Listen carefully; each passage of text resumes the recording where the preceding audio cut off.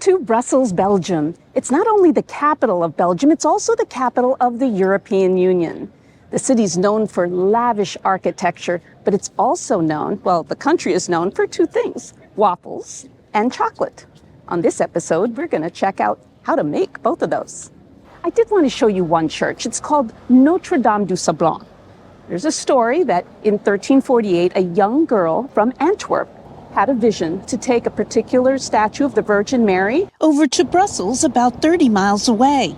These days, that doesn't sound far, but for a young girl with no means of transportation in the 1300s? Through some miraculous events, she actually made that journey, brought the statue to the Crossbowmen's Guild, who promised to hold a procession carrying the statue through the streets of Brussels in honor of that sacrifice. That pageant Omegang is still being held here each year. What we have behind me is probably the symbol of Brussels, if not all of Belgium.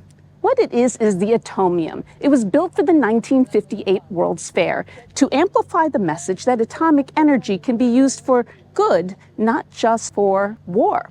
The Atomium is 335 feet tall, or about 33 stories.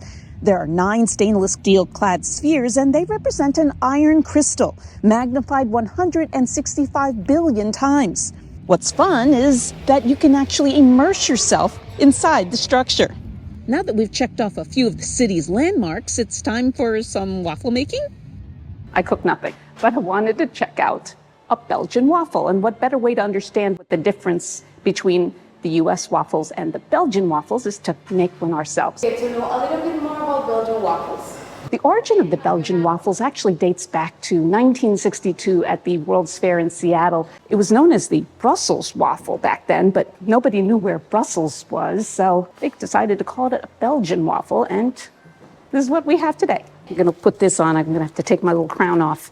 Do I look like a chef? Before we begin, our guide shows us just why Belgian waffles are so special.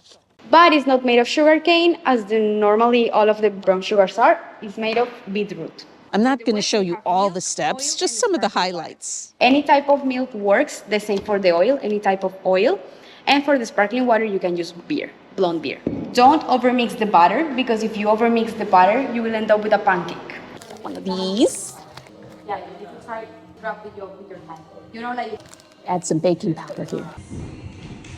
What's the next step? Okay. Oh my gosh, that's a lot of corn oil. Oh, I was trying to do too many things. I knew that was going to happen eventually. What a dork. I made a mess. Oh my gosh. Mm-hmm. Oh, I needed to use that. Of course I mixed it up. Oops. I used the wrong mixer. Looks pretty good though. See? I hope my husband doesn't think I'm a cook now. This might not be a good idea to show him I can do this. This is the yellow. 4 minutes of this. Getting my arm workout for the day.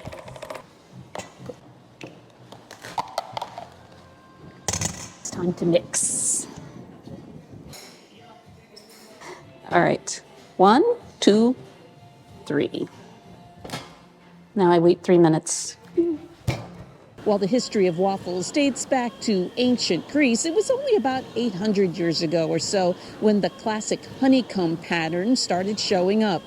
And they didn't have flour, so they used potatoes. They didn't have clean water, so they used beer. And they didn't have sugar, or it was hard to get, so they used honey. Not bad. Taste test. No, I'm not a chef. I just play one on the blog. Before getting to our next experience, we pass through the historic center of Brussels. Remember how I told you that Brussels is filled with lavish architecture to gawk at?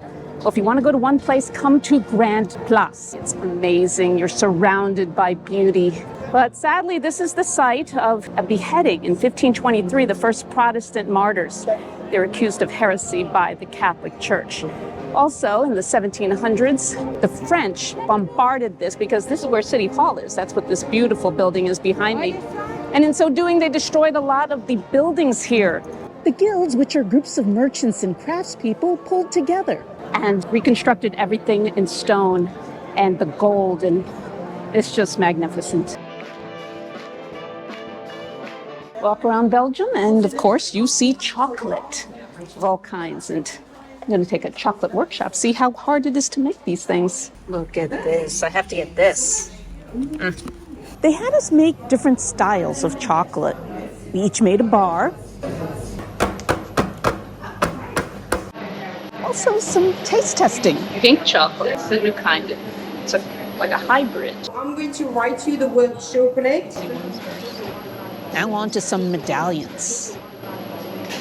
Spoon with beaker.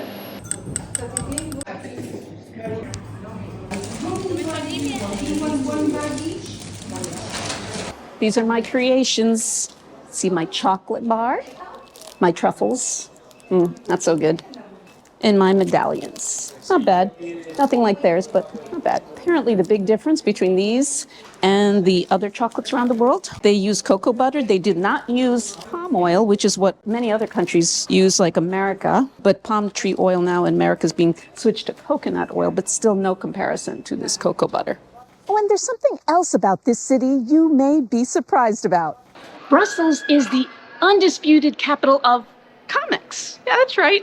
In 1991, they're so proud of their comics that they created a comic book route. There are 80 murals distributed throughout the city. Remember this guy? A Smurf? He's from a Brussels artist back in 1991. No trip to Belgium is complete without beer. The Belgian beer culture has been the staple here for centuries. In 1845, there were more than 3,000 or 4,000 breweries here. There's not quite that many now. It's in the hundreds. But it's still incredibly important, so much though that UNESCO put the beer culture here in Belgium on its UNESCO Cultural Heritage List. This bar we're in right now, the Delirium Cafe, set a Guinness record for most beers available regularly, and that's 3,000. Hope you enjoyed this quick trip to Brussels. And what better way to end it with a sunset over Mont des Arts. Thanks for joining me on Mary Goes Round the World. Here's my tip for you in Brussels. Get up early. It's just quieter, less hectic, especially in these big cities. And then you can see the beauty of this city. There you go. Tip of the week.